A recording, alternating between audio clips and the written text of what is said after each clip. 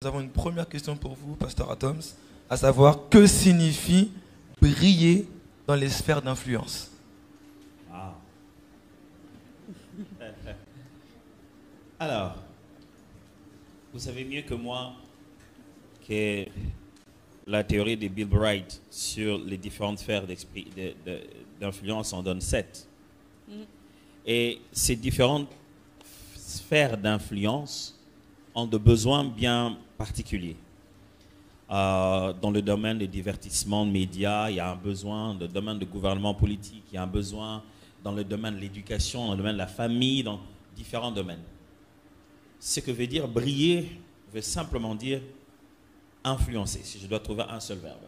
Et le verbe influencer va directement sur la théorie de Maxwell avec leadership. Ce qui veut dire briller signifie prendre le leadership, être le modèle sur lequel tout le monde va devoir copier, être le sel de la terre, être ceux qui vont être la référence, être les innovateurs, être les ancêtres, ceux qui auront commencé en premier. Alors dans différentes sphères d'influence, nous, enfants de Dieu, on devrait être des innovateurs. Même si nous ne sommes pas les plus riches, mais nous sommes les plus consultés. Amen. Même si nous ne sommes pas, le plus en avant, mais nous sommes le secret de ceux qui réussissent. C'est-à-dire ceux qui réussissent sont obligés de passer par nous pour nous dire qu'est-ce qu'il faut faire en réalité. Vous savez, il y a l'entraîneur n'entre pas dans le terrain pour jouer au foot. Mais on sait que si on a gagné, c'est parce qu'il y avait quelqu'un qui était en dehors du terrain. Amen. Et qui a fait gagner l'équipe à l'intérieur. C'est cela briller. Amen. Amen. Amen. Vous disiez à l'instant que justement, briller, c'est influencer. La question qu'on peut se poser, parce que souvent, lorsqu'on aborde les sphères d'influence, on pense que briller, c'est forcément occuper un poste à responsabilité, faire partie des décisionnaires. Et du coup, la question suivante que les kainos se posent et nous-mêmes, c'est est-ce que briller dans une sphère d'influence nécessite forcément d'être décisionnaire, d'occuper des hauts postes, ou est-ce que nous sommes tous appelés à briller, qu'on soit des hauts fonctionnaires, qu'on soit conseillers, qu'on soit dans d'autres postes qui peuvent être clés? C'est une question que nous vous posons à tous les deux, parce que vous évoluez tous les deux dans ces sphères d'influence. D'emblée, je dirais non. Parce que on peut être un leader sans occuper une position stratégique. Yes. Nous pouvons briller de là où nous sommes. Nous pouvons influencer de là où nous sommes. N'attendez pas à avoir un poste pour briller. Non. Amen. C'est lorsque vous brillez là où vous êtes, c'est ça qui va vous emmener dans une position quelconque. Vous pouvez briller là où vous êtes. Il n'y a pas un endroit spécifique. De là où je suis, je peux influencer. Amen. Par ma façon d'être, par ma façon de me comporter, par les choix que je fais, Amen. Je peux influencer. Amen. Ouais. Je vais rejoindre ce qu'elle a dit, bien sûr. On n'a pas besoin d'une position pour pouvoir influencer, surtout pas une position de décision. Je peux vous dire une chose sûre et certaine, c'est que plus vous montez en position de décision, moins vous avez la possibilité de décider librement. C'est-à-dire que plus vous montez en hauteur en ce qui concerne les positions de décision, plus vous trouvez qu'il y a des presets, de prédéfinis, des choses qu'il faut absolument faire, des contrats qui vous ont précédé, des obligations qui limitent ce genre de pouvoir. Il y a un process à respecter. Quand vous montez, vous vous rendez compte que non, à votre position, vous ne pouvez pas demander à votre frère de vous aider dans un travail, conflit d'intérêts. Mais quand vous n'aviez pas de position spéciale, vous allez appeler votre frère, tiens, aide-moi. C'est-à-dire, plus tu montes en position, je vais le dire comme ça, moins en réalité, tu as la liberté de décider seul. Parce qu'il y a tellement d'autres petites décisions qui ont déjà été prises. Vous savez, si la position était si importante pour influencer le monde, Jésus serait né roi des hommes. Vous voyez? Mais quand il est né, il est allé naître juste là, à l'étable, charpentier, donc assistant en matière de bois dans les chantiers. Donc ça ne veut pas dire qu'il faisait que des escabeaux et des chaises, non, c'est-à-dire que même quand on construisait, on avait besoin de lui pour faire mettre de ce qui concernait le bois dans les chantiers de construction. Ça lui a suffi pour pouvoir influencer l'univers. Donc en réalité, il ne s'agit pas d'avoir des postes d'autorité, d'être ceux qui dictent la loi. Parce que ceux qui dictent la loi sont basés sur les faits. Et ce sont ceux qui influencent les faits qui dirigent en réalité la loi. Vous voyez, avant, on n'avait pas autant de... L'Internet n'était pas aussi... n'était d'abord pas disponible et il n'y avait pas tout ce marché sur Internet. Mais parce qu'il y a un marché sur l'Internet, ça demande à l'autorité de réguler le marché de l'Internet. Alors l'autorité ne s'est pas dit, tiens, faisons des lois sur quelque chose qu'on appellerait Internet. Non, l'Internet existait, on a commencé à vendre sur Internet, alors l'autorité s'est dit, non, il faut limiter cela. Ce sont ceux qui changent le quotidien, ceux qui influencent au milieu de la société. Ce sont ceux-là, en réalité, qui ont pouvoir même sur les grands dirigeants. Amen. Donc, on peut briller à partir de là où nous sommes. On devrait d'ailleurs briller à partir de là où nous sommes. Amen.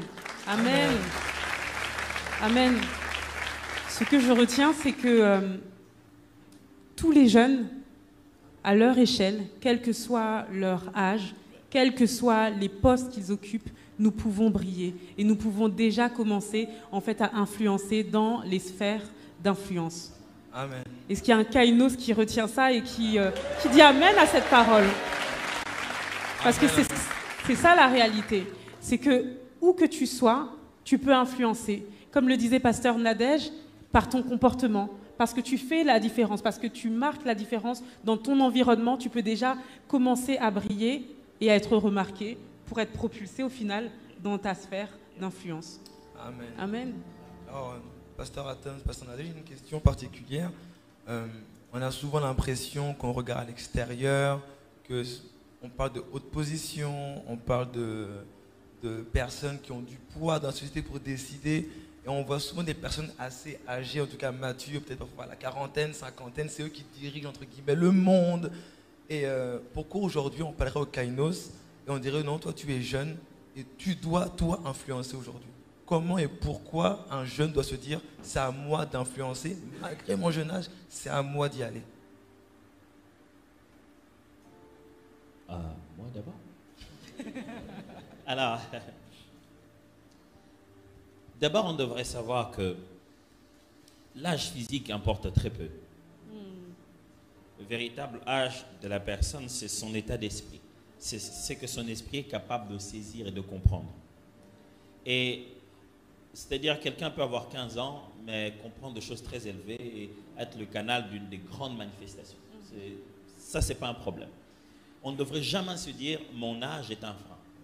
Jamais, jamais de se dire ça. Amen. Parce que quand Dieu te choisit, il connaît ce qui peut être un frein pour toi.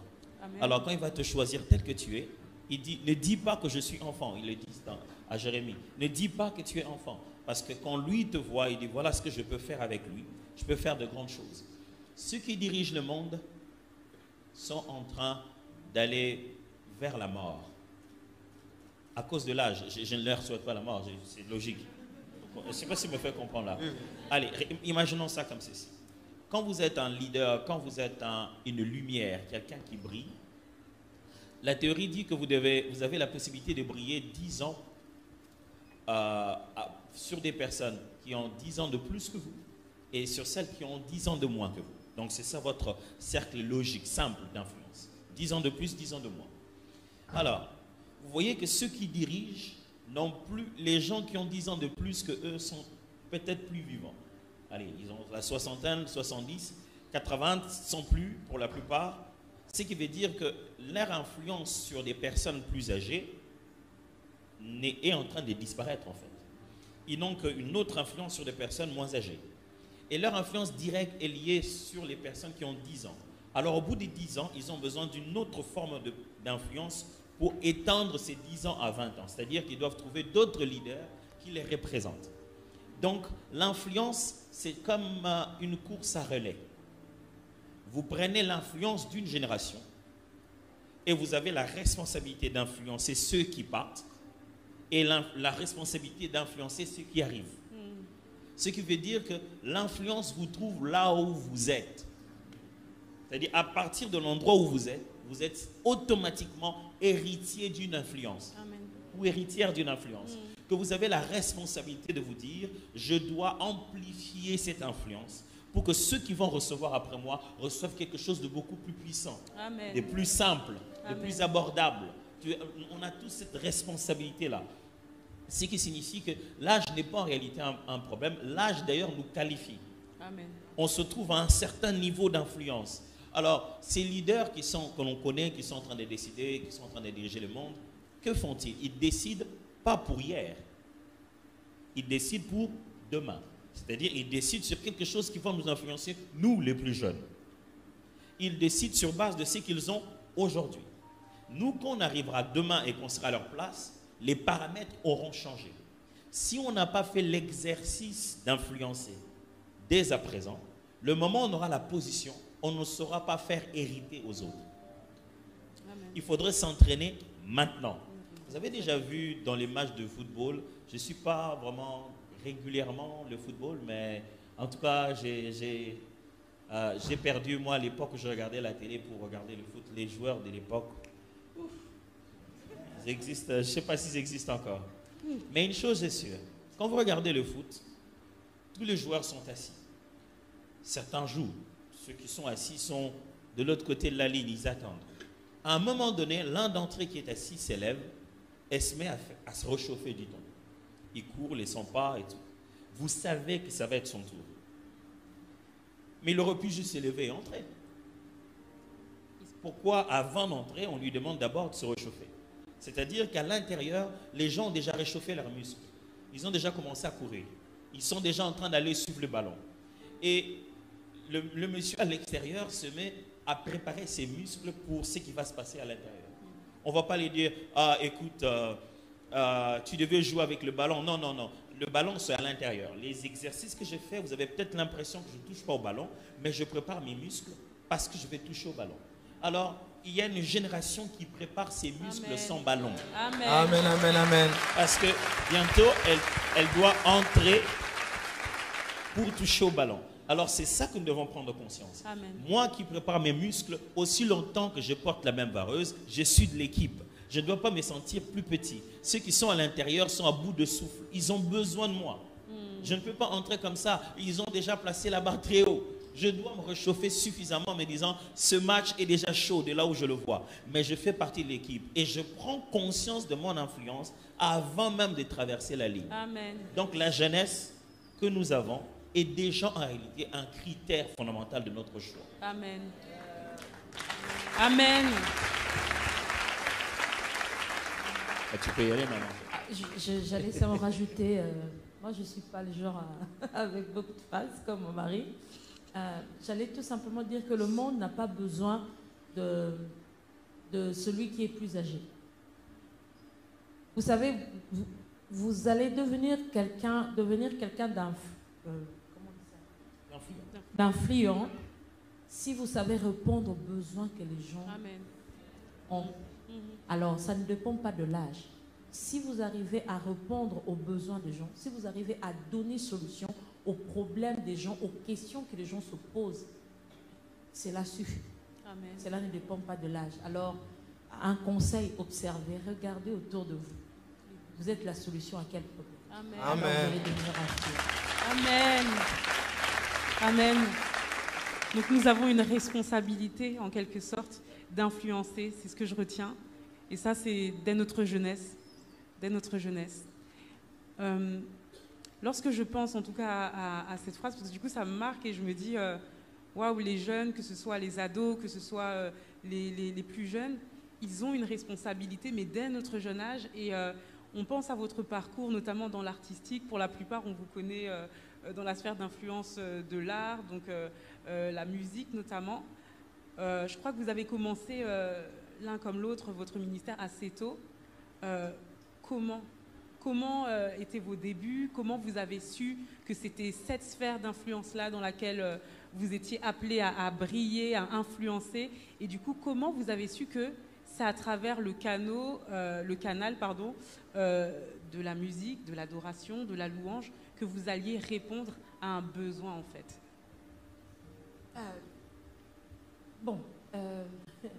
C'est vrai que moi personnellement, j'ai commencé aussi très tôt. c'est vrai que j'ai reçu Christ à 12 ans, mais c'est pas à cet âge-là que j'ai commencé vraiment, j'ai compris mon appel, j'ai commencé, mais j'étais déjà à l'église, j'étais là, je ne savais pas à quoi je servais, mais ça me plaisait d'être là à l'église, d'écouter la parole, d'essayer d'appliquer la parole, même si ce n'était pas dans un domaine précis. Alors, quand j'ai eu mon bac, c'est là que le Seigneur m'a parlé clairement de ce que je faisais, parce que je commençais déjà à chanter à l'église, mais ce n'était pas pour moi comme un appel ou quelque chose d'exceptionnel pour moi. Donc j'avais une voix, et je chantais, je louais le Seigneur, j'adorais, je conduisais les autres. Alors lorsque le Seigneur m'a parlé que c'était cela mon appel, c'était par le chant, c'était par la parole, c'était quand même très difficile, mais ce n'était pas facile d'accepter d'abord cela, parce que j'avais mes ambitions, j'avais des choses, j'avais des programmes et des projets que les seigneurs, c'est comme s'ils n'en tenaient pas compte. Et ça a été vraiment la guerre pendant, j'ai perdu, je pense, j'ai dit perdre parce que si j'avais compris un peu plus tôt, ça allait me faciliter la tâche. Alors j'ai perdu 3 ans à fuir la volonté de Dieu. Et c'était très difficile ce moment-là. Mais en même temps, même si je n'avais pas accepté cet appel d'emblée, j'évoluais dans un groupe de jeunes. Le but pour nous, c'était évangéliser dans la rue, amener... Pour nous, les cibles, c'était les jeunes. Ce n'était pas les adultes ou bien... Même si c'est adulte, mais jusqu'à 20, 21, 22 ans, qui était notre cible. On évangélisait, on ramenait les gens à l'église. Pour moi, c'était suffisant. Donc, je pouvais le faire, chanter à l'église et puis faire autre chose. Alors, lorsque le Seigneur m'a parlé, ça m'avait bouleversée. Mais finalement, j'ai dit oui à cet appel. Alors, je me suis dit, j'accepte, oui, mais comment le faire différemment? Ça, c'était la question que je me suis posée. Comment le faire différemment? Est-ce que je vais me mettre dans le lot de tous ceux qui chantent? Si vraiment c'est mon appel, alors ça doit être différent. Alors, je me suis regardée à moi-même. J'ai dit, quelles sont les choses que je dois faire, des choses que je dois arrêter, des choses que je dois commencer à faire pour être différent. Vous savez, dans la vie, il faut être intentionnel. Ne regardez pas toujours que c'est telle ou telle autre personne qui m'empêche de. Il faut se regarder soi-même et savoir qu'est-ce qu'il y a en moi qui m'empêche de briller, qui m'empêche d'influencer. Alors, c'est à ce moment-là que ce sont des bonnes questions qui vont vous aider à avancer. Alors, je me suis posé ces genres de questions. Moi, je me suis dit, j'ai pris la décision, j'ai dit, ok, je suis appelée, c'est un appel, c'est quelque chose de spirituel, mais physiquement, humainement, qu'est-ce que je peux faire pour contribuer à cet appel? Alors, j'ai dit, ok, je dois aller faire la musique. Pour mon père, c'était... Catastrophe. Oh, c'était catastrophique. Il m'a appelé un jour, il m'a dit, Nadège, comment tu peux gaspiller ton intelligence pour aller faire la musique? Ouf, c'était un choc. J'ai dit, papa, alors ceux qui font la musique ne sont pas intelligents. Mais bon, j'avais compris, c'était seulement un choc parce que lui aussi, il avait ses projets sur moi. Alors, je suis dans une famille, les gens sont souvent dans les médias, presse écrite, tout ceci. Alors mon père, comme je le faisais à l'école déjà, il l'avait déjà tracé, il se disait, celle-là, elle suivra mon chemin et tout ça. Alors c'était un bouleversement pour mon père. Moi j'ai dit, c'est ce que j'aimerais vraiment faire. Et il m'a dit, tu es sûr? Il m'a posé une question. Il m'a dit, tu sais, dans les arts, soit tu es excellent, soit tu ne l'es pas. Alors, tu es dans quelle catégorie? Alors j'ai dit à mon père, je suis excellente. Alors, il m'a dit, ok, vas-y. Alors je suis allée pour apprendre. Je me disais, c'est mon appel, mais qu'est-ce que je peux rajouter? De mon propre côté, oui, je vais me sanctifier, oui, je vais prier, oui, je vais faire tout cela, mais qu'est-ce que un petit plus. Alors je suis allée faire cette musique et ça a apporté beaucoup. et ça porte jusqu'aujourd'hui. Amen. Je peux aussi arriver dans un endroit, je ne connais pas le chant, mais je sais lire ma musique, je peux lire, je peux prendre un moment pour lire et puis je peux comprendre et aller même travailler avec des personnes avec lesquelles je n'ai pas travaillé avant. C'était un avantage parce que j'ai appris la musique classique et ça m'a beaucoup aidé. Alors, j'aimerais tout simplement dire que bon, je reviens dans ce que le pasteur Atom a dit hier. Celui qui sait écouter Dieu ne se perd jamais. J'ai appris très tôt à écouter ce que Dieu me disait. Parce que si dès le départ je n'avais pas écouté Dieu, je me serais laissé influencer par les bonnes idées de mon père, les bonnes idées des personnes autour de moi, les bonnes idées de ma famille, parce qu'eux, apparemment, ils savaient ce qu'il me fallait, ils savaient où je devais aller, ils savaient ce que je devais faire. Alors, en écoutant le Seigneur, je pouvais être ferme. Même si tout ce que les hommes voulaient pour moi était dans une direction, je pouvais rester ferme et aller dans une autre direction parce que je savais ce que Dieu voulait pour moi. Alors, j'aimerais vraiment dire que c'est mieux d'écouter le Seigneur, on ne se perdra jamais. Amen. Amen. Alors, je pense que pour bien expliquer ça, je vais emprunter l'image de, tu vois, les jeux de fléchettes. Il y a toujours la cible. Quand j'étais petit, ça m'énervait beaucoup cette affaire-là. Parce qu'en fait, il y avait plusieurs cercles. Le plus gros, quand vous frappez dedans, vous avez moins de points. C'est seulement quand vous frappez vers celui qui est tout petit, au milieu, que vous avez plus de points. Je dis, pourquoi le plus petit donne plus de points?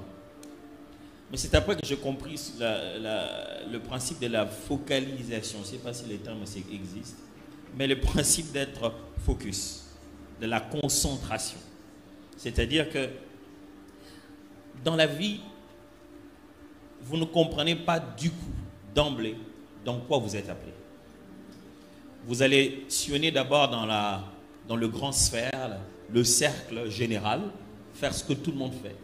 Commencez par servir Dieu à l'église, commencez par être utile, faire vos études.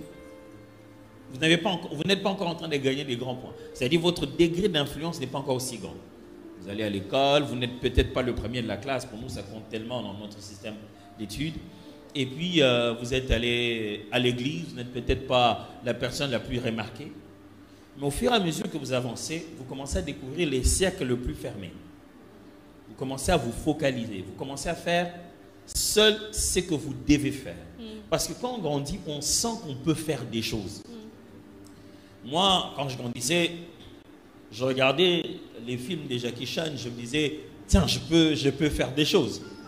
Après, je regarde le film de Rocky Balboa, je me dis, tiens, je peux faire des choses. Plus petit encore, il y avait un film, on appelait quoi, XOR. Et puis, je me disais, tiens, je peux faire des choses. Alors, et puis, chaque chose que tu vois autour de toi, chaque chose qui t'émerveille, tu te dis, demain, je pourrais devenir ça. Mais avec le temps, tu te rends compte, tu ne peux pas tout faire. On commence à devenir précis dans la vie quand on élimine ce qu'on ne devrait pas faire. Nous, on commence toujours par se dire, qu'est-ce que je dois faire? Et si plutôt on disait, qu'est-ce que je ne dois pas faire? Il y a de ces choses qui te demandent un peu plus de concentration pour le faire. Ne passe pas tout ton temps avec ça. Pourquoi? Dans la vie, on a tendance à se dire, ça, j'aimerais bien faire, comme je ne sais pas le faire, je veux beaucoup apprendre. On passe trop de temps sur nos faiblesses et nos incapacités qu'on on oublie de devenir excellent, comme ma femme l'a dit tout à l'heure. C'est-à-dire, passe du temps avec tes points forts, c'est ce qui te permettra de savoir pourquoi tu as été appelé. Amen. Tu vois? C'est comme un aigle avec une poule, ils sont tous ensemble. S'il passe le temps avec ses pattes, c'est pas ça ses points forts. S'il passe le temps avec ses ailes, il sait qu'à un moment donné, quand moi je vais battre mes ailes, ce ne sera pas la même chose avec la poule. Quand je vais battre mes ailes, c'est ça mon point fort. La poule en a, mais ça ne peut pas l'amener aussi loin que moi. Alors, au fur et à mesure qu'on évolue, on doit avoir l'humilité de se dire, ça je fais bien, je peux aussi faire. Ça je fais si on insiste. Ça, j'ai fait si ma maman a grondé. Ça, j'ai fait si les amis m'y ont amené. Ça, j'ai fait même dans mes rêves, même quand on me réveillerait comme ça, je le fais instantanément. Amen. Le mal, c'est que dans la vie, on pense que c'est dans quoi on est si fort, tout le monde le sait aussi. C'est comme ça, quand tu entres dans ton domaine de génie, là où tu es très fort, tu penses qu'il en va de ça en fait. Tu as envie de dire, ah mais vous ne faites pas ça? Tu dis, non, on ne fait pas ça. Ah. Mais moi, quand je me réveille, on me donne ça, je fais du coup. Je dis, mais nous, on ne fait pas ça. Alors, plus tu commences à te rendre compte que, voilà, j'ai étudié, au milieu de tous ceux qui étudient, ce n'est pas à tout le monde qu'on donne la craie pour aller expliquer aux autres collègues. On chante ensemble, au moment de chanter, ce n'est pas à tout le monde qu'on donne ce type de cantique. On prêche ensemble, mais ce n'est pas à tout le monde qu'on donne ce genre de sujet. Tu commences à te rendre compte que dans chaque équipe, tu as un rôle permanent. Quelle que soit l'équipe dans laquelle on te place, on te demande toujours de protéger les autres à l'arrière. Puissiez-vous être gardien, défenseur, vous commencez à découvrir progressivement ce à quoi vous êtes appelé. Parce que ce à quoi vous êtes appelé, ça fonctionne à l'église, au travail, partout. Partout.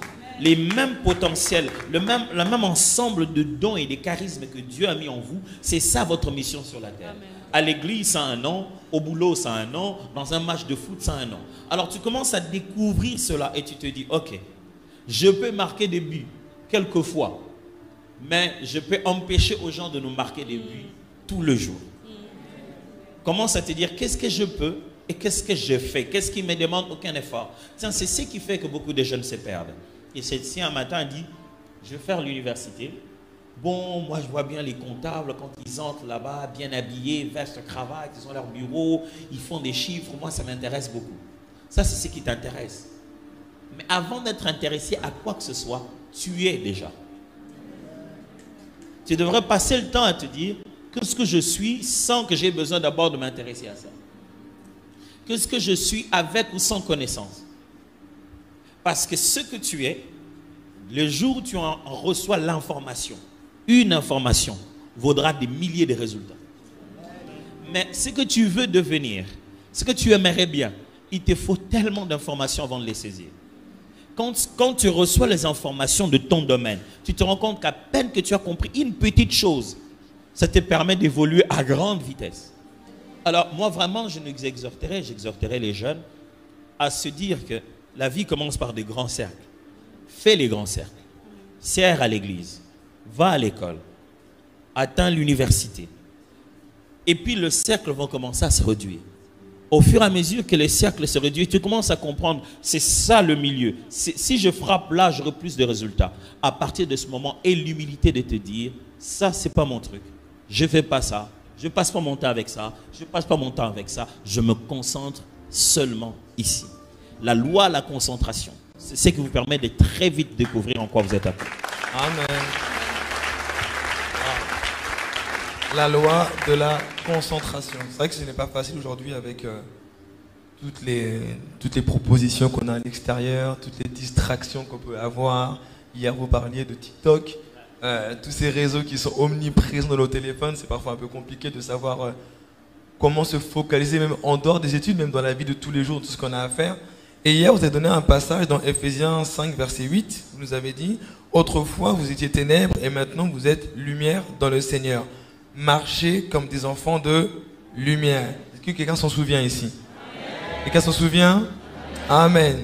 Alors, pouvez-vous revenir sur ce sujet-là, à savoir comment être un enfant de lumière et comment marcher. Une autre version dit comment se comporter comme un enfant de lumière dans une sphère d'influence où on sait, par exemple dans la musique, qu'il y a des codes bien précis, il y a des choses parfois un peu compliquées pour vraiment réussir. Dans le sport, on sait que parfois il y a des difficultés, on a des sportifs ici qui pourront peut-être témoigner là-dessus. Comment marcher comme un enfant de lumière lorsque dans une sphère d'influence, il y a beaucoup de ténèbres et beaucoup de codes qui peuvent nous limiter justement.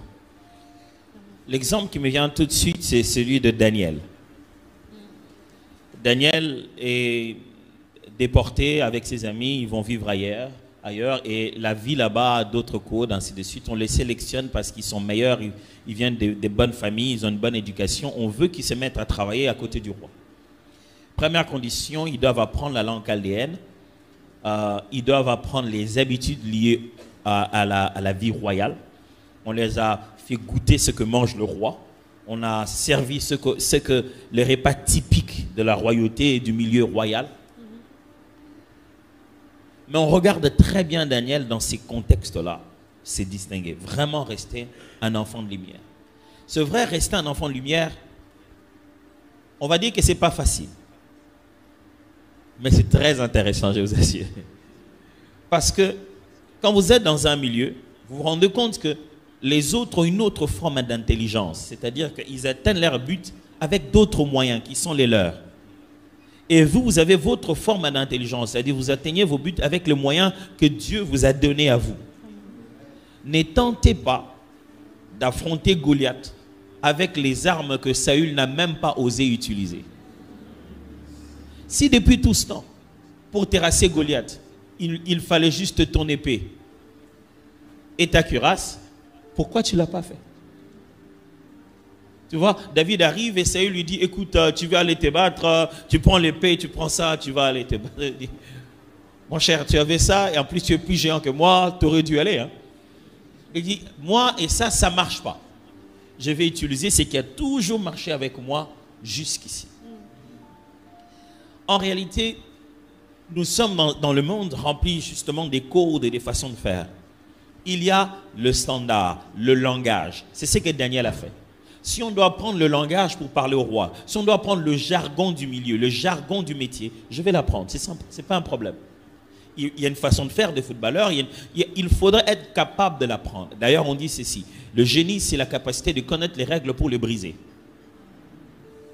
Vous voyez ça? Il faut bien le redire. Je ne sais pas si tout le monde a bien compris cette clé.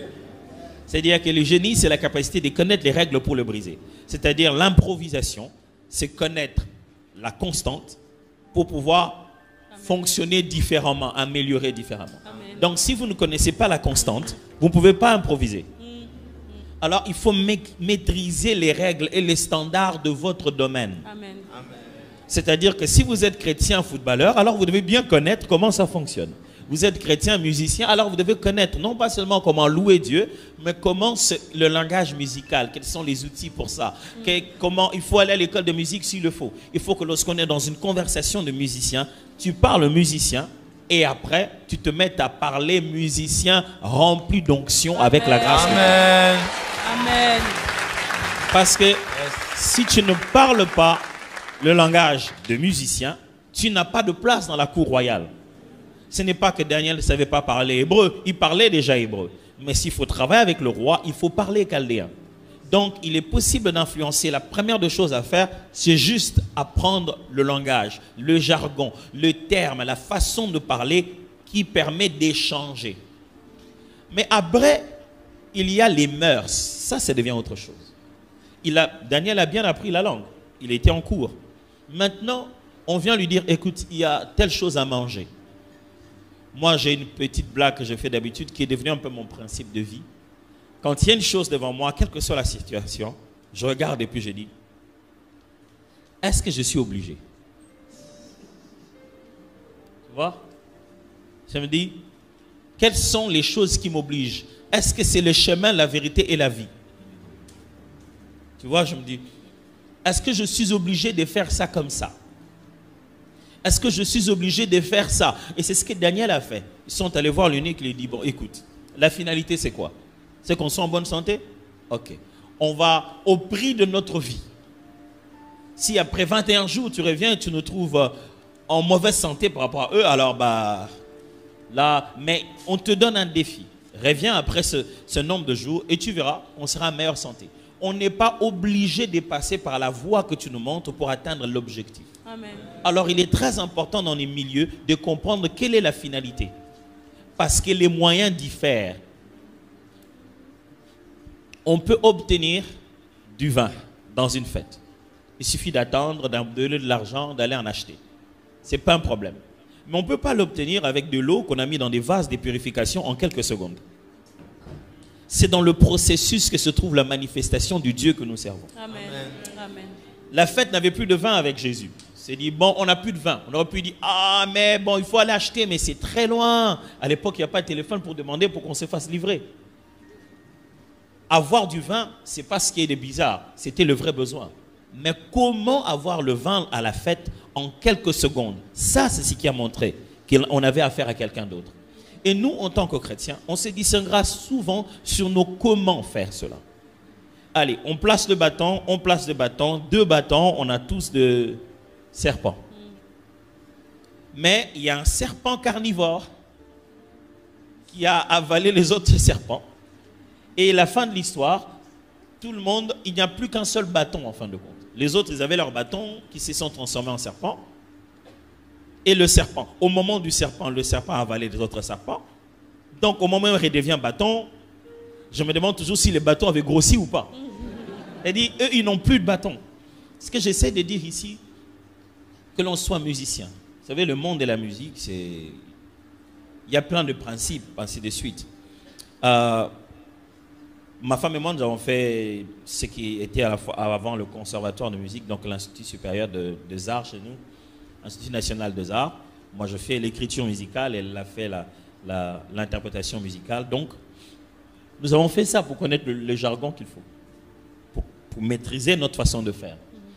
Mais vous ne me voyez pas tous les jours tenir à mon bâton et diriger l'orchestre classique. Pourtant, c'est ça ma formation de base.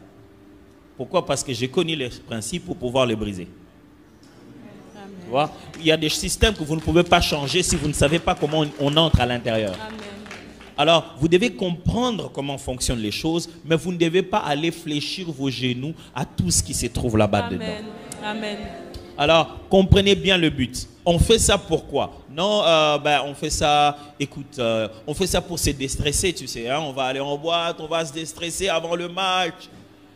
Moi, je me déstresse autrement. Je vais mettre une bonne louange, je serai en train de cuisiner. Ça me déstresse mieux qu'aller faire ce que vous faites. Résultat final, voyons-nous demain matin qui sera le plus déstressé.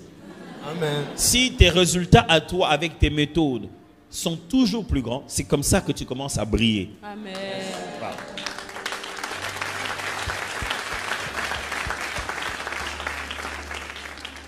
Amen. Vous avez pu nous encourager au final sur plusieurs sphères d'influence. C'est vrai que vous avez parlé des sportifs. Ouais.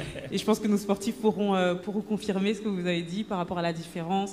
Faire la différence en fait. Yeah. Faire la différence avec les principes du royaume. Amen. Et ce que je retiens, hier vous avez parlé du royaume de lumière. Du royaume de lumière. Et vous avez dit pas mal de punchlines, en tout cas, j'ai envie de dire de punchlines qu'on retient. Et parmi ces punchlines, en tout cas, il y a cette phrase-là qu'on a retenue, c'est que celui qui sait ce que Dieu veut ne se perd jamais et éclaire tout le monde autour de lui. Amen. Amen. Est-ce que vous aussi, ça vous la prenez en pleine face? En tout cas, moi, quand je l'ai entendu hier, c'était puissant, en fait. Ouais. Effectivement, si je connais la volonté de Dieu, je ne me perds pas. Amen. Et j'éclaire le monde autour de moi. Comment le faire en tant que jeune chrétien? Parce que du coup, ça nécessite en tout cas de ne pas avoir peur de marquer la différence, d'aller à contre-courant de ce que le monde nous propose aujourd'hui. Comme le disait Brian, il y a tellement de choses qu'on propose aux jeunes, et tellement tôt. Comment faire la différence? Comment savoir en fait la volonté de Dieu? Je peux commencer en donnant mon propre témoignage. J'ai commencé à servir le Seigneur jeune aussi. Alors, quand on est jeune, il y a beaucoup de choses qui nous échappent. On ne comprend pas toujours à 100% certaines choses. Ce dont j'étais sûre, c'était que j'avais Dieu avec moi. C'était la seule chose, parce que Amen. beaucoup de choses, je ne maîtrisais pas. Alors, une fois, une amie avec qui j'étais à l'église est venue me voir à la maison. Nadège, est-ce que tu peux venir? On cherche une voix de fille pour faire quelque chose au studio, et puis tu seras payée pour ces filles. Et puis je dis ok, d'accord. On arrive au studio, Bon, c'est vrai que c'était des chants chrétiens, c'était pas... J'ai dit, ok, d'accord, j'ai chanté, je suis entrée, j'ai dit, c'est quoi? J'ai écouté la chanson, j'ai écouté la partie, j'ai fait le travail, j'ai chanté, c'était 2 chants. J'étais partie pour un chant, j'ai fait 2 chants. Alors, plus tard, ces jeunes avaient un producteur qui vivait en Belgique.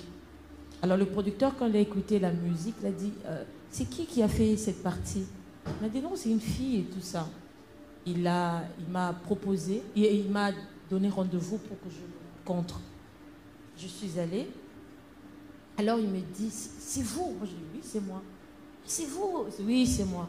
Et puis, il me dit, alors, voici, je te propose 60 000 euros pour qu'on fasse comment on appelle ça, un single de 4 chants et tout ça. J'étais très jeune, 60 000 euros, je n'avais même pas 2 000 euros pour moi toute seule, donc je n'ai jamais vu 2 000 euros.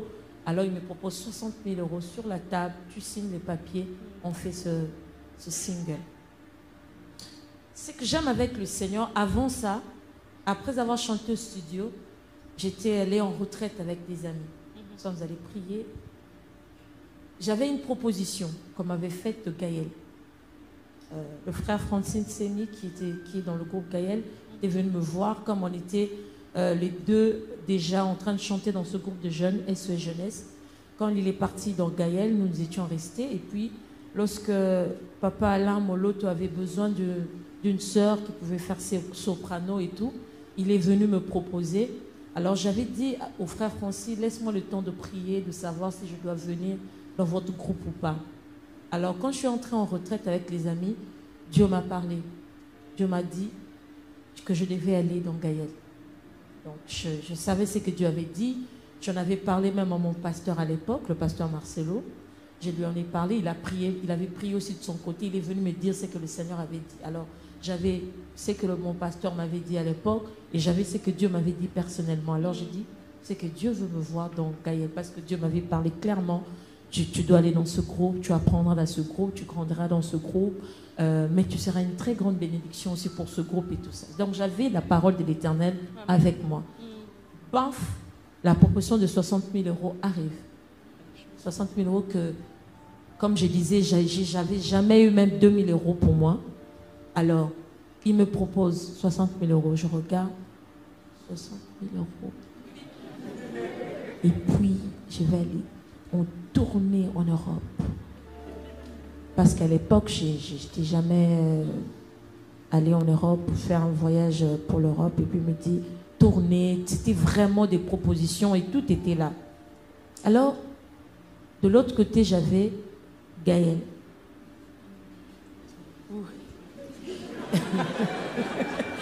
Pendant quelques secondes seulement, pendant quelques secondes, je me suis dit, Gaël.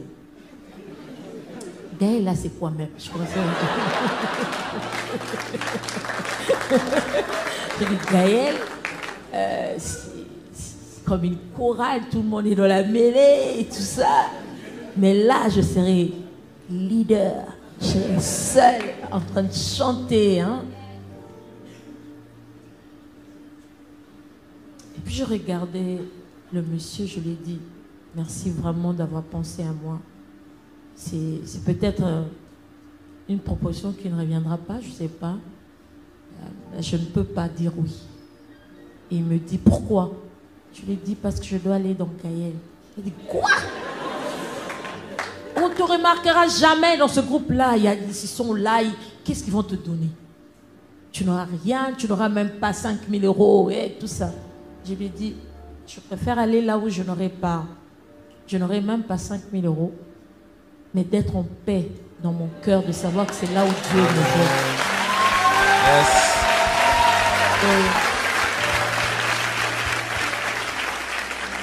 Je suis allée dans Gaël parce que j'avais la parole du Seigneur avec moi. Et jusqu'aujourd'hui. Et même les groupes en question que le producteur avait produits, j'ai jamais vu d'impact, rien du tout. Je ne connaissais même pas. Donc, quand vous avez la parole du Seigneur, ça vous suffit. Même lorsque avec vos yeux physiques, Ça ne ressemble à rien. Mais quelque chose sortira de là. Parce que Dieu est avec vous. Ouais. Il faut spécifier que dans Gaël, il y a aussi un mari à trouver. Alors... Oh, il y a quelque chose. Je vais vous raconter. Il y a quelque chose. Non. Si. Vous savez, quand Dieu nous dit, quand Dieu vous dit, va à gauche, tu dis, gauche, pourquoi il me dit maintenant d'aller à gauche? Il faut aller à gauche. Allez à gauche. Parce que Dieu ne déballe toujours pas tout lorsqu'il vous donne un ordre. Mais dans la décision que vous prendrez aujourd'hui, cela est attaché à beaucoup de bénédictions de votre vie.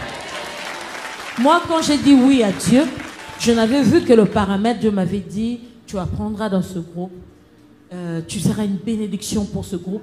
Mais il ne m'avait pas dit que je trouverais mon mari là-bas. Alors moi, j'ai dit seulement oui, mais le mari était là. Et même, les jours que je suis arrivée dans le groupe, je parlais avec le frère Francis, comme je connaissais, c'était un ami depuis longtemps, on parlait, on riait. Et puis subitement, la porte s'ouvre. Moi, j'étais assise comme ça. La porte s'ouvre. Et c'est un frère.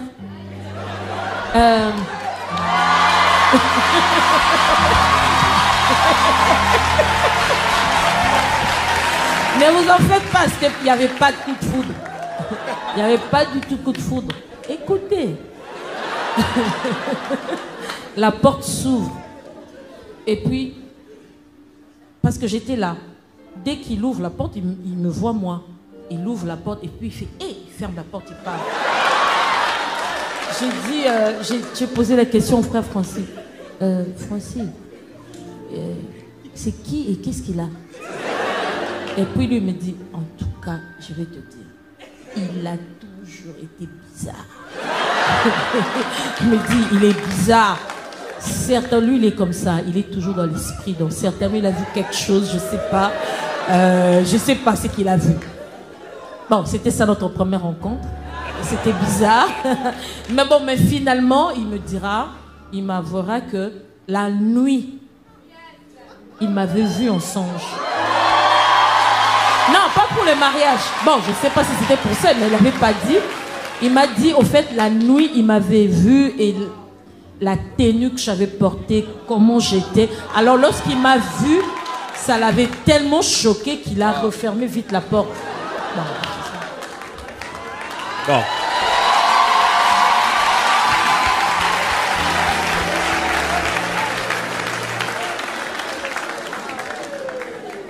Moi, j'avais juste dit ça, hein, je ne disais rien. Alors, il est vrai que, puisqu'on parle de celui qui entend Dieu ne se perd pas, ça ne signifie pas que si tu entends Dieu, tu auras l'impression que c'est la joie du début jusqu'à la fin. Est-ce que si vous étiez censé dessiner le parcours d'un Christ sur la terre, est-ce que vous l'auriez commencé par l'étable et vous l'auriez fini à la croix, pendant qu'il était en plein essor, en pleine gloire? Que diraient les spécialistes d'aujourd'hui?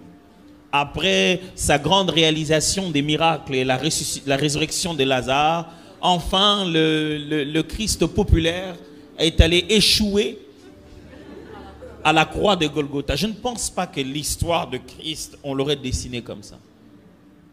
Mais il était venu pour ça. Il savait ce qu'il devait faire.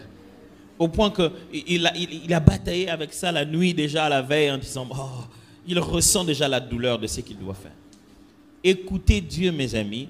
Répondre à ce que Dieu attend de vous ne signifie pas que vous aurez de la popularité. Amen. Ou de la notoriété, que tout le monde serait d'accord avec vous. Non, ça ne veut pas dire ça. Ça veut simplement dire que vous serez capable de dire, tout est accompli. Amen. Et que vous pourrez avoir joué votre musique jusqu'à la fin. Et vous savez, pendant 10 minutes, pendant 20 minutes, imaginez-vous que Ésaïe a prophétisé près de 2000 ans avant. Combien d'années sont passées et tout le monde ne comprenait pas qu'est-ce qu'il voulait dire cette affaire d'Emmanuel, Dieu parmi vous? Combien d'années il a passé en étant presque un faux prophète pour certains? Alors, dans la vie, on peut faire des journaux, écrire des articles, penser ce qu'on pense de vous. Mais si vous savez que c'est Dieu, les années plus tard, on le dira peut-être pas en public, mais les ciels te voient et Dieu t'appellera bon et fidèle serviteur. Et toi, tout le monde ne t'aura pas applaudi, tout le monde ne t'aura pas acclamé. Mais les générations qui viendront après diront, béni soit celui qui a commencé ça. Vraiment, la personne qui avait eu l'idée de le faire comme ça nous a vraiment sauvé la vie. Alors, c'est ce que je voulais dire par là. C'est-à-dire que quand on écoute Dieu, on ne se perd jamais. Et les gens qui sont autour de nous bénéficient de cela. Imaginez-vous que Moïse est allé, il a dit, j'ai écouté Dieu. Il est allé parler à Pharaon. Pharaon libère le peuple du Seigneur. Et puis après, Pharaon fait appel aux anciens d'Israël. Il dit, venez, vous avez envoyé ce garde de Moïse ici pour distraire le peuple. Vous allez voir, maintenant je ne vais même plus vous donner la matière première, vous allez aller la chercher vous-même et vous allez produire le même nombre de briques. Le travail est devenu encore plus difficile. Et les anciens sont allés voir Moïse, ont dit, mais toi tu nous as dit que Dieu nous libérait, mais regarde maintenant le travail est devenu difficile. Moïse est rentré voir Dieu. Ça c'est l'un des versets qui me fait rire et qui me fait peur et qui me fait mal aussi. Il dit, mais Éternel, tu avais dit que tu les libérais. Mais toi, tu ne les as pas libérés. Et Dieu lui donne un deal. Il dit, écoute, voilà ce que je vais faire. Je vais faire des grandes choses. Je vais attaquer fort. Mais ce sera encore moi qui va endurcir le cœur de Pharaon. 9 fois, il va dire à Pharaon, si tu ne laisses pas partir, cette fois-ci tu verras. Mais Moïse ne savait pas que ça se limiterait à la 10e plaie. Il savait que chaque fois, ça pouvait être la bonne. Quand on suit Dieu, ça ne veut pas dire qu'on sait tout l'avenir. On connaît seulement ce qu'il attend de nous entre aujourd'hui et demain. Pour Moïse, chaque jour pouvait être le jour. Jusqu'au jour où Dieu a dit, cette fois-ci c'est la dernière, on va en finir une bonne fois pour toutes. Écouter Dieu, reconnaître sa volonté, ce n'est pas avoir les pronostics de 10 ans, de 50 ans. Il y a la lampe, il y a une lumière, il y a une lampe à nos pieds et il y a une lumière sur notre sentier. C'est un jeu de mots que le psalmiste fait pour juste dire que Dieu nous éclaire. Mais j'aime la différence qu'il fait. Il veut dire qu'on voit clair, on sait plus ou moins où on va, mais on voit très clairement là où on est entre aujourd'hui et demain.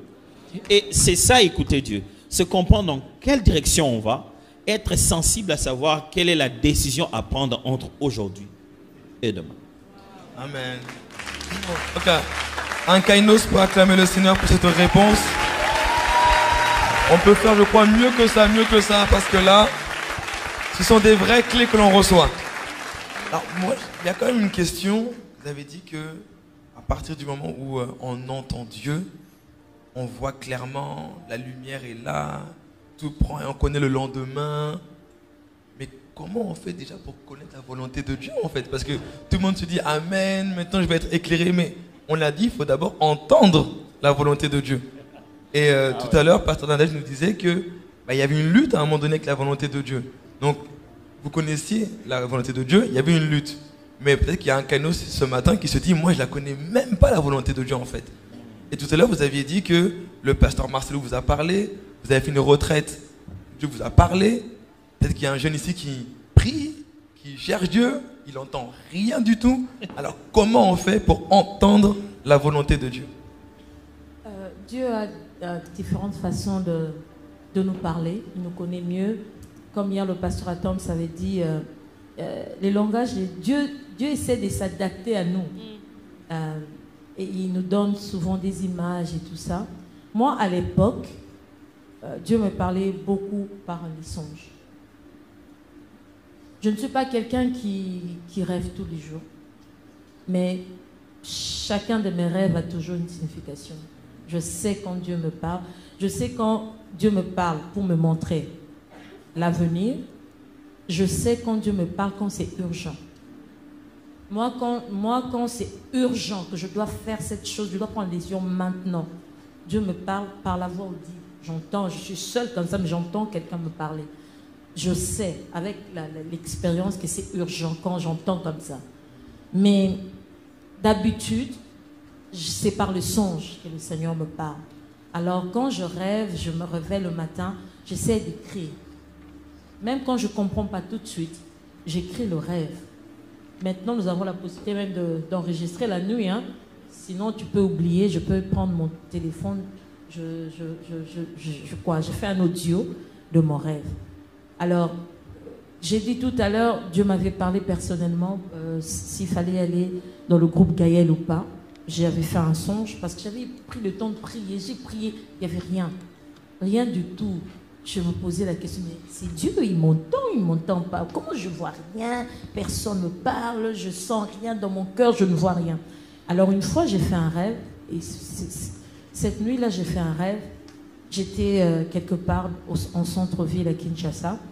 Et puis j'étais en train de parler avec le frère Francis. Et je vois Papa Alain Moloto qui vient dans sa voiture, il descend.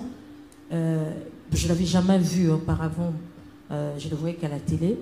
Alors il sort de cette voiture et il nous dit, mais vous deux là, vous savez pas que c'est déjà l'heure pour le tournage du clip.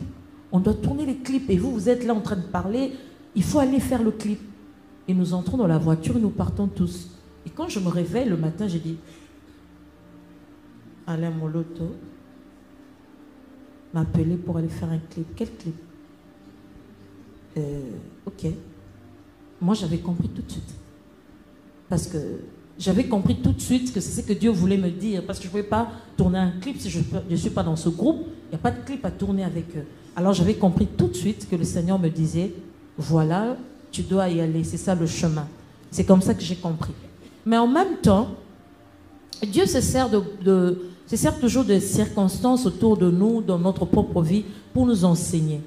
Alors, quand je me suis fiancée, mon fiancé a joué un très grand rôle.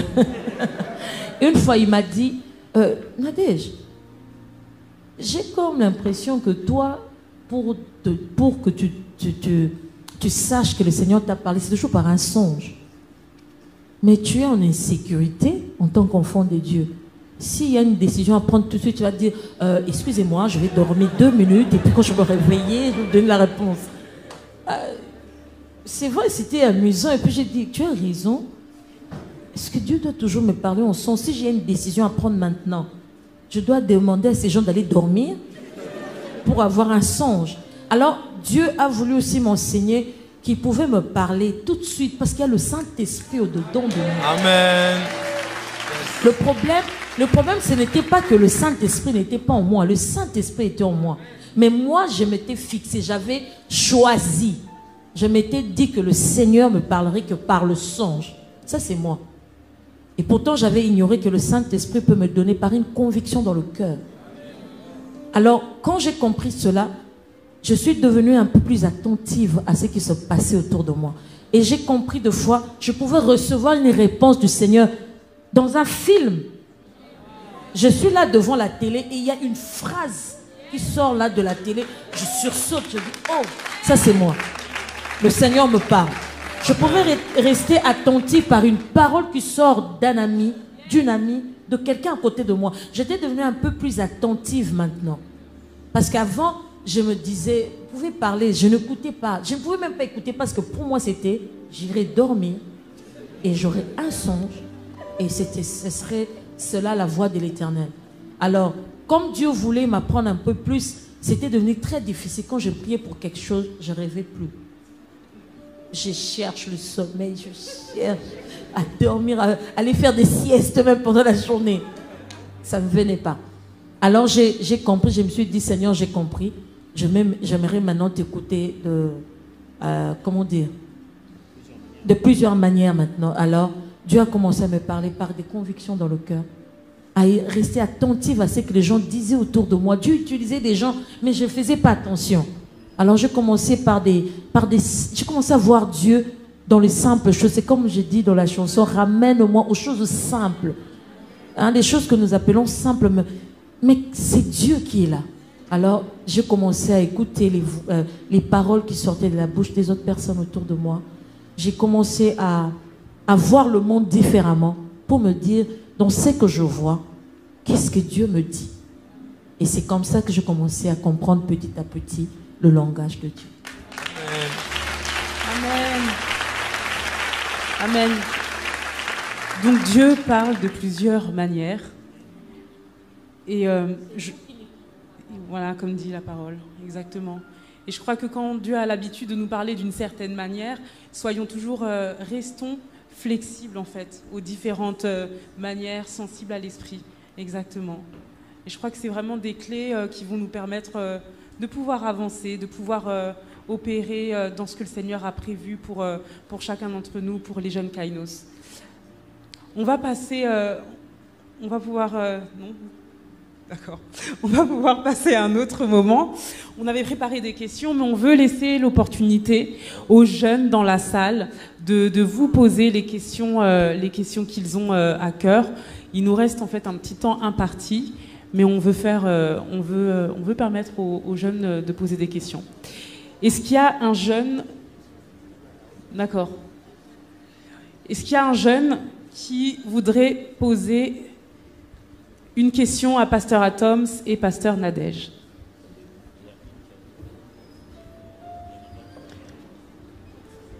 Y a-t-il des micros qui circulent dans la salle? 2 questions. Nous allons prendre 2 questions.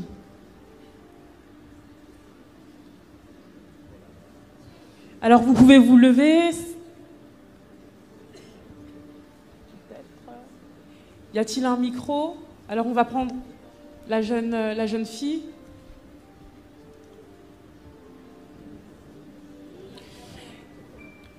On t'écoute. Bonjour, je m'appelle Divine. Et du coup, j'ai une question par rapport au fait de briller en fait. Moi personnellement, on va dire que le Seigneur m'a parlé par rapport à une image, enfin une vision précise de moi dans quelques années en fait. Et j'ai la vision, j'ai comment dire, l'endroit où je vais en fait, de comment je serai dans telle année, à ce moment-là, je serai comme ça et j'aurai tel métier, telle chose. Sauf que maintenant, je suis dans une période de ma vie où je me dis en fait que je dois faire quelque chose maintenant. Certes, je connais ce que je dois faire dans quelques années, mais je dois faire quelque chose maintenant. Et j'ai l'impression que le fait de savoir ce que je dois faire plus tard me conditionne dans mon destin de maintenant, en fait. Je ne sais pas si vous comprenez ma question. Ah, très bien. Et du coup, j'aimerais savoir comment gérer ces deux choses-là, en fait.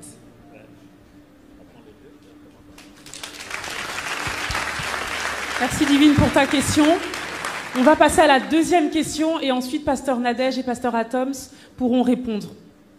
Désolée. Est-ce que nous pouvons faire circuler un micro pour la deuxième question ?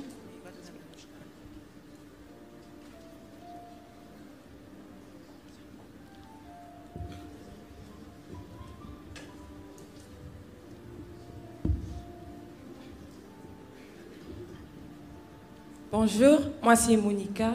Vous avez parlé du fait d'entendre Dieu, de reconnaître les instructions de Dieu et de discerner à quel moment en fait je dois accomplir ce que Dieu me demande. Vous avez parlé du fait que maintenant je sais que ce que Dieu me demande, je dois l'accomplir maintenant. Mais comment je discerne en fait le temps de Dieu dans ses instructions? C'est ça ma question. Ok. On peut acclamer le Seigneur. Merci pour cette question. On y va? Oh, ok. Well, je vais être le plus bref que possible. Alors, ces deux questions semblent être liées, presque la même chose.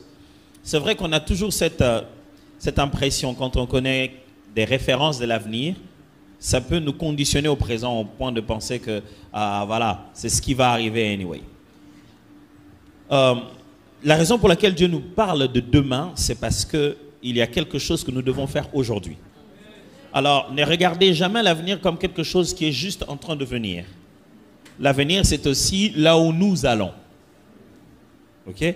C'est-à-dire que je peux vous assurer qu'aujourd'hui, si vous allez, vous dormez sur votre lit, je peux vous donner une parole prophétique sûre que demain matin, vous allez vous réveiller dessus. Qu'est-ce que je vais dire par là? Je veux juste te dire que ce qui advient demain, nous bâtissons cela aujourd'hui. C'est à ça que sert le fait que la parole prophétique nous atteigne aujourd'hui. Dieu nous parle aujourd'hui de demain parce qu'il veut que nous prenions ensemble des décisions et que nous puissions prendre des initiatives aujourd'hui pour bâtir ce lendemain-là. Il veut guider nos choix d'aujourd'hui. Il n'a pas dit, reste dans 10 ans, tu deviendras et tu iras là-bas. Non, non, non. Aujourd'hui déjà, il veut que tu prennes certaines décisions. Mais quand je dis aujourd'hui, ce n'est pas comme si chaque matin, tu vas devoir savoir, Seigneur, qu'est-ce que je fais aujourd'hui qui est lié à ce que je ferai demain. Non. Il y a juste que tu dois obéir, même si tu ne trouves pas de lien entre ce que tu fais aujourd'hui et ce que tu fais demain. Parce que quelquefois, Dieu te dit, écoute, je vais t'amener ça, ça, ça, là. Et puis demain, il te donne complètement l'opposé, la direction. Va d'abord là-bas. Parce que Dieu peut t'amener au nord en partant par le sud. Alors, quelquefois, Dieu te fait reculer juste pour te faire mieux sauter. Alors, prends en considération les convictions que tu as pour l'instant. Quand il te dit, bon, pour l'instant, j'aimerais que tu te concentres à tes études. Concentre-toi à tes études. Dis, mais Seigneur, un jour, tu m'as dit que je serai à temps plein dans le ministère. Vaut mieux que j'aille faire la théologie dès maintenant. Quand il n'a pas dit théologie, fais pas théologie. Fais ce qu'il a dit maintenant, même si tu ne trouves pas de lien avec ça. Alors, le futur ne devrait pas te déranger. Regarde, il y a une chose intéressante. Joseph explique à Pharaon le futur, que Dieu a décidé. 14 ans, décidé par Dieu. 7 ans d'abondance, 7 ans de disette. Mais au milieu de ces 14 ans, il explique quelque chose que Pharaon n'a pas vu dans le songe, qui est en fait une sagesse liée à la spiritualité qu'il avait. Il lui dit, on peut en fait jouir des 14 ans, plutôt des 7 ans d'abondance, épargner et prolonger cette abondance dans les 7 ans de disette. Donc, même s'il y aura disette, nous ne sommes pas obligés d'être pauvres. Notre richesse des premiers 7 ans peut nous garder les 7 prochaines années. Alors, ce qui est intéressant à savoir ici, c'est que, mes amis, quand Dieu vous parle, ne pensez pas toujours que ça doit être des songes, et comme je disais à ma femme, mais il y a aussi ce qu'on appelle le renouvellement de l'intelligence. Si tu veux comprendre le langage de Dieu, tu dois comprendre la personne de Dieu. Parce que Dieu ne parle pas seulement, Dieu communique. Vous ne communiquez pas avec les gens qui sont autour de vous que par le langage. Des fois, c'est un signe, des fois, c'est juste un geste, c'est les épaules. Quand vous êtes fâché, généralement, les dames, après, elles font que ça. Et ça signifie que Dieu peut te faire un clin d'œil. Pas de songe, rien du tout, mais une succession d'amis, des frères, des gens en train de te dire la même chose. Et la Bible, j'aime bien comment la Bible dit ça de Paul, il dit, c'est lui qui dit ça, il a eu un songe, il a vu un Macédonien qui leur disait, venez ici. Elle dit, nous avons conclu par là. C'est-à-dire qu'il y a un ensemble d'éléments, en les mettant ensemble, ça nous donne de comprendre qu'on dirait que Dieu veut ça. Et c'est ça l'exercice et la marche de la foi. Quelquefois, tu ramasses comme ça des miettes de pain et tu te rends compte, oh, Dieu veut que j'aille dans telle direction. Faites seulement la chose claire de maintenant. Ne vous dérangez pas pour trop demain. Faites ce qui est révélé, ce qui est compris, ce que vous êtes censé faire maintenant. Et prenez l'habitude de vous questionner ou de questionner au Seigneur. Est-ce que ce que je dois faire maintenant? Est-ce que, Seigneur, ne tombez pas dans l'obligation de chercher des signes toujours. Seigneur, donne-moi un signe. Seigneur, donne-moi un signe. Non, des fois, la paix du cœur suffit en elle-même. Des fois, certaines choses, vous ne les verrez qu'à l'intérieur. Vous n'allez pas dire, Seigneur, est-ce que je dois aller dans la fournaise ardente? Mais c'est à dedans que vous vous rendrez compte qu'il y a une quatrième personne. Donc, ça signifie que le temps, on le lit avec les circonstances. Hein? C'est ce qu'on n'appelle pas les kainos, mais le kairos. C'est-à-dire que l'alignement des éléments dans les circonstances donne les temps appropriés. Tu te rends compte que A, B, C, D est déjà là et ça donne le temps approprié. Alors, il faut connaître la personne de Dieu, avoir une relation avec lui, pas seulement dans la prière, dans la parole. Voir comment Dieu a toujours parlé, comment il a guidé les autres. Mieux tu connais Dieu, mieux tu connais comment il communique. Et tu n'attends pas toujours qu'il parle, comme Pasteur Nadège le disait tout à l'heure, même à la télé. Si quelqu'un parle, tu dis, je connais tellement Dieu, ça c'est lui. Avez-vous déjà parlé avec quelqu'un, vous dites, toi tu as parlé avec le pasteur Yvan, hein? Je ne sais pas si vous voyez de quoi je parle. Vous sentez que ce n'est pas lui, mais il a les phrases toutes faites du pasteur. Tu vois, tu connais tellement ton pasteur que tu te dis, non, tu ne peux pas aligner cette phrase comme ça. Si tu n'as pas lu, ça suffit, il faut que ça change. Tu vois? Alors, si tu connais tellement Dieu, même un acteur de film, je vais te scandaliser. Si tu connais tellement Dieu, même le diable, quand il te menace, tu peux entendre une phrase toute faite de Dieu. C'est-à-dire, tu dis, ah, je connais Dieu. Quand tu viens me dire ça, Satan, c'est qu'en réalité, Dieu veut me dire ça. Quand toi, tu essaies de me menacer, Dieu est en fait en train de me dire, vas-y. Alors, il faut se baser d'abord sur la relation avant de pouvoir être capable d'interpréter toutes les expériences. Voilà. J'aimerais ajouter quelque chose par rapport à la sœur qui a posé la question en premier. Sur quand on connaît l'avenir, on se demande ce qu'on fait maintenant. Excusez-moi de rentrer toujours dans ma propre vie. Je suis quelqu'un, quand elle est née, ma mère m'a présenté à l'église et on a prophétisé sur moi. Il y a eu plusieurs prophéties. Elle sera ceci. Bon, on n'avait pas dit exactement dans quoi je serais, mais toutes les prophéties concordaient en disant je servirai l'Éternel, je serai un élément que Dieu va utiliser puissamment dans les années à venir. Alors, ma mère, bon, béni soient les mamans, ma mère, elle m'a, je ne sais pas comment dire ça, elle m'a bombardé de ses prophéties tous les jours de ma vie. Je grandissais, je ne savais pas servir Dieu, c'était quoi, mais je savais que j'allais servir Dieu. Je ne sais pas ce que c'était, mais je savais dans ma tête, on m'a tellement bombardé que je serais servante de Dieu. Alors, à un moment dans ma vie, je me suis arrêtée pour me poser la question, c'est quoi? Servir Dieu, c'est quoi? Alors, si ça devait se passer, pourquoi Dieu a tenu à ce que ma mère le sache, pour que ma mère me bombarde de cela? Donc, j'ai un travail à faire. Si Dieu a voulu qu'on le sache un peu plus tôt, c'est que à partir de là où je suis, entre là où je suis et l'accomplissement, il y a un travail que je dois faire, il y a ma part. Alors je me suis dit, servante de Dieu, qu'est-ce qu'une servante de Dieu fait? Qu'est-ce qu'une servante de Dieu ne fait pas? Alors je commençais à éviter certaines choses. Bon, peut-être si j'étais allée à l'extrême. Mais pour moi, c'était OK. Je ne vais pas abîmer mon CV. Je ne veux pas que demain, lorsqu'on me présentera servante de Dieu, il y a des gens qui sortent des CV. Elle avait fait ça, elle était partie là-bas. Alors, j'ai commencé à changer des choses dans ma vie. Il y a des choses que je ne pouvais pas faire parce que j'avais cette pensée que je serais servante de Dieu. Il y avait des choses que je ne faisais pas. Il y a certaines choses qui n'étaient même pas péchées, mais je trouvais que ce n'était pas utile pour une servante de Dieu. Alors je commençais à dicter j'étais devenue intentionnelle dans les choses que je faisais, dans les amis que je prenais, les personnes que j'ai laissées tourner autour de moi, les personnes que j'ai laissées partir, parce que je savais que je serais servante de Dieu. Il y a ces choses qui ne doivent plus se retrouver dans mon quotidien. Alors, lorsque vous savez déjà ce que Dieu va faire dans les années, regardez-vous aujourd'hui et posez-vous la question. Les dieux qui connaissent toutes choses, les dieux qui peuvent faire des choses sans que tu dises quoi que ce soit, pourquoi il s'est permis de vous parler un peu plus tôt? C'est que vous avez un rôle à jouer, vous avez un travail à faire. Alors, posez-vous la question, qu'est-ce que vous pouvez faire avant d'arriver à cet accomplissement? Amen.